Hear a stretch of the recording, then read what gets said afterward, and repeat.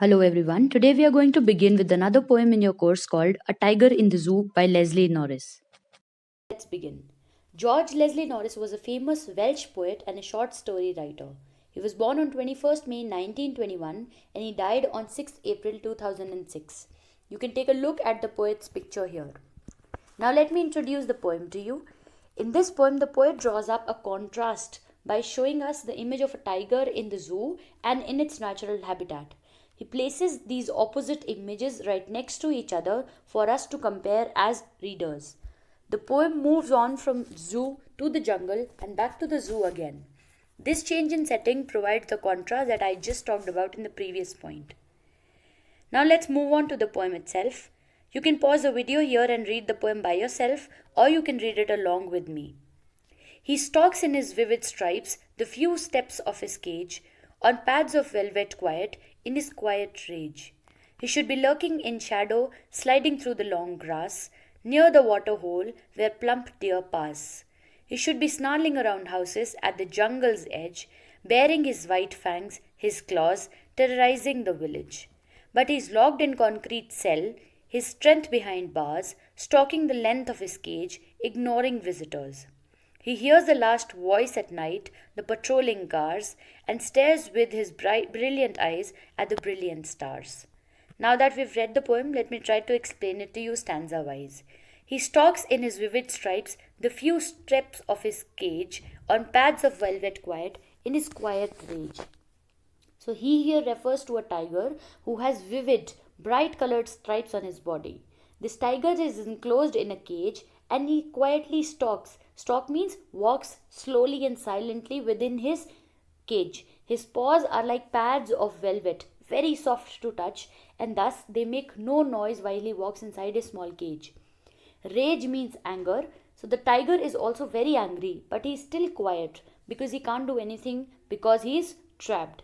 So, overall, this stanza describes the life of a caged tiger, his silence and his anger.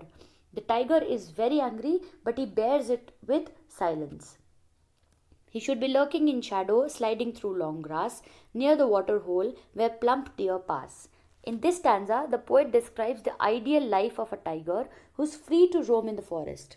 This tiger should actually be hiding in the shadows to catch his prey. He should be stealthily, quietly sliding through the long grass near the water source and be ready to attack the chubby deers whenever they unsuspectingly come to drink water. In this stanza, the poet tries to reveal the true nature of the tiger as he looks for his prey while hiding in the bushes. He should be snarling around houses at the jungle's edge, baring his white fangs, his claws, terrorizing the village.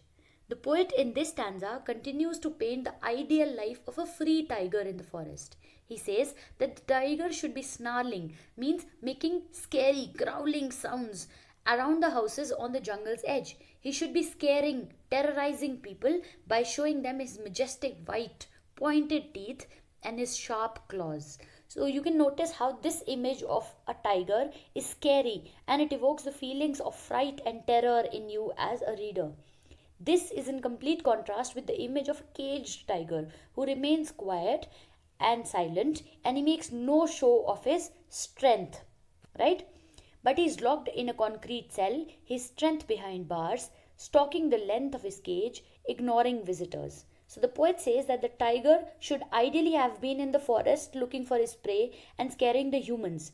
But he is here locked in a cement cell. Cell means cage, jail. His strength is behind those iron bars because he is locked. Since he can't come out, he quietly stalks the length of his cage, ignoring the people who come to visit him. Even though angry, he refuses to scare these visitors away. He is doing nothing to scare them away.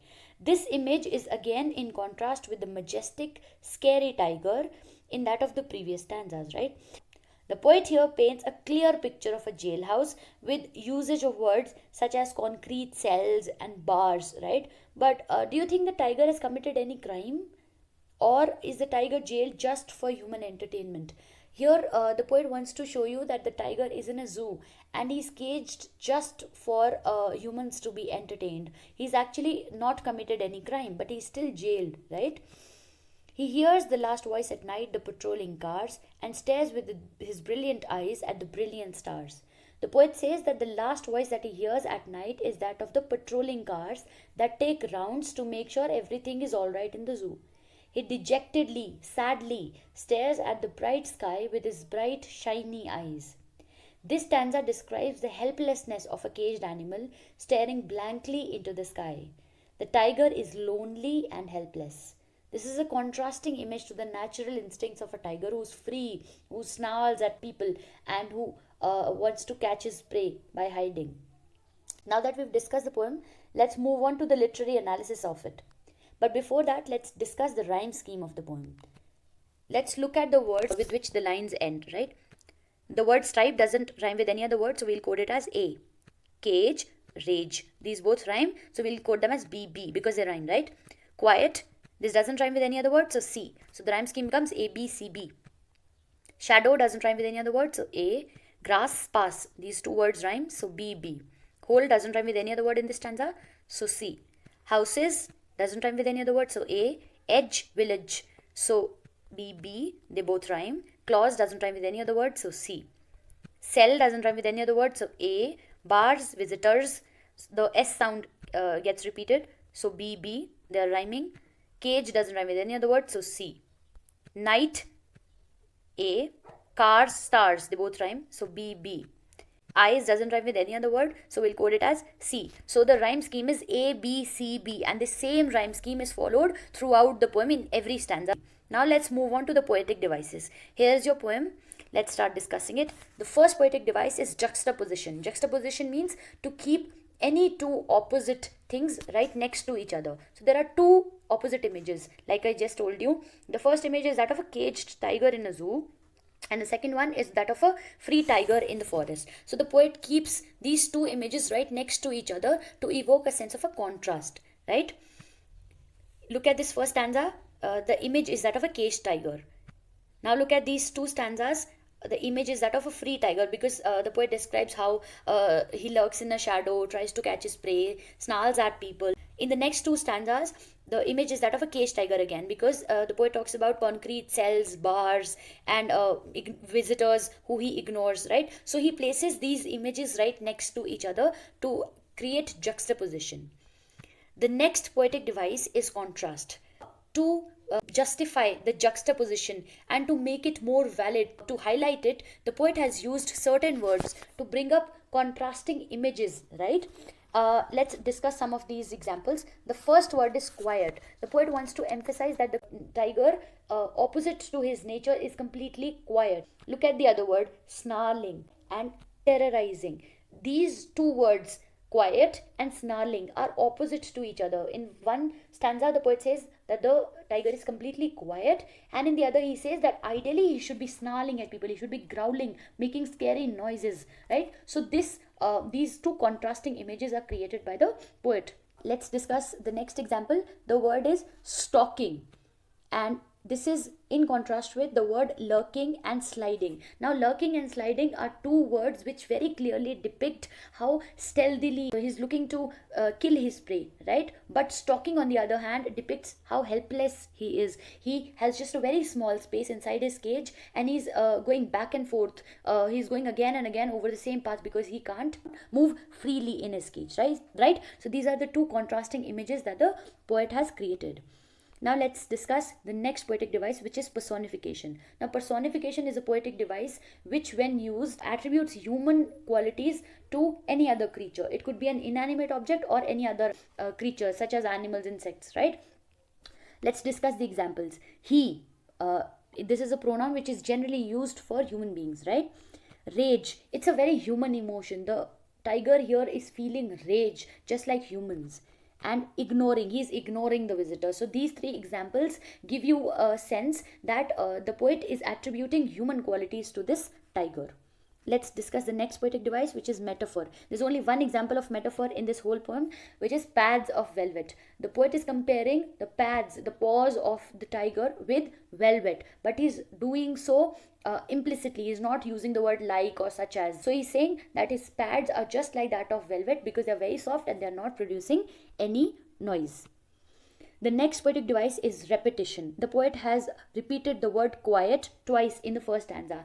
Whenever a poet repeats any word more than once to emphasize on some idea, that's when we say that this is repetition. Here the word quiet has been repeated because he wants to evoke the image of a tiger who's very quiet. The general image of a tiger is a very ferocious animal, but the poet wants to create an opposite image, a contrasting image of the tiger, so that's why he repeats this word quiet twice. The next word that he repeats is stalk, right? He is stalking the cage. He is just walking to back and forth inside his cage. So this word is repeated again to evoke an image of a caged tiger, of a helpless tiger who has no space to move and whose movements are restricted, right? Let's move on to the next one, which is enjambment. Now, enjambment is a poetic device which, when used, so the line breaks but the idea continues, and the poet doesn't even use a punctuation mark. I'll just explain it to you through these examples. The first one is near the water hole where plump deer pass. So this is one complete sentence, right? But the poet has divided it into two lines and is not used any punctuation marks here. That's an example of enjambment. The next example is he should be snarling around houses at the jungle's edge. This is one complete sentence, but he has broken this down into two lines. Next poetic device is imagery. The poet uses the words such as snarling, lurking, and sliding to evoke an image of a tiger in your mind, right? You think of these words and these words bring to you an image of a ferocious tiger who's just looking for his prey. So these were the poetic devices that were used in the poem. And now let's move on to the conclusion. These are the two major themes in the poem. The first one is agony and helplessness. The tiger, since it is caged, is agonized. Agonized means pained, is very hurt, and seems helpless. It is crammed up in a small space, which is in contrast with its natural habitat. So the poet wants to evoke an image of a helpless tiger, and he wants to highlight the fact that whenever an animal who's used to living in an open environment in its natural habitat is caged inside a small space, is put inside a closure in these zoos, they go through a pain, they become helpless, and they refuse to interact with any human beings, even the visitors, right? The next major theme is that of freedom. Not only human beings but all creatures deserve the basic right of freedom. The act of caging animals for human entertainment is cruel and barbaric. So the poet clearly says that if you cage any animal just for human entertainment of a circus, you're taking away the right of freedom, and it is cruel and barbaric to do so, because every creature deserves their freedom. They should live where they are supposed to live, right? Let's discuss the style of the poem. Like I said, the poet keeps on shifting between the cage and the natural habitat of a tiger to draw a comparison between the behavior of a tiger in these separate settings. So the poet wants to clearly show you how the tiger's behavior changes whenever he is trapped in a cage as compared to the one where he is in a natural free environment, right? To show this, he keeps on going back and forth from the zoo to the jungle and back to the zoo again. So this is the style of the poem where he is placing these contrasting images, these contrasting settings, these contrasting behaviors of a tiger right next to each other for you to compare as audience, right? Next is the tone. What is the tone? The tone is the attitude of the poet towards the subject matter that they are talking about. Here the poet's tone is pessimistic and sad. He is not very optimistic. He is very sad about the whole caging of the tiger. So he shows you how helpless the tiger is, and he's also showing you his helplessness because he's sad. The next one is mood. Mood is the kind of emotions that the poem evokes in you as a reader, as an audience, right? So the mood keeps shifting between gloomy and terrifying. Whenever the poet talks about the cage, the feeling is that of sadness, gloom, right? And whenever he talks about the tiger in his natural setting, the image is that of a terrifying, a scary tiger, right? So the mood keeps on shifting between gloomy and terrifying. So that's it for the poem. Thank you.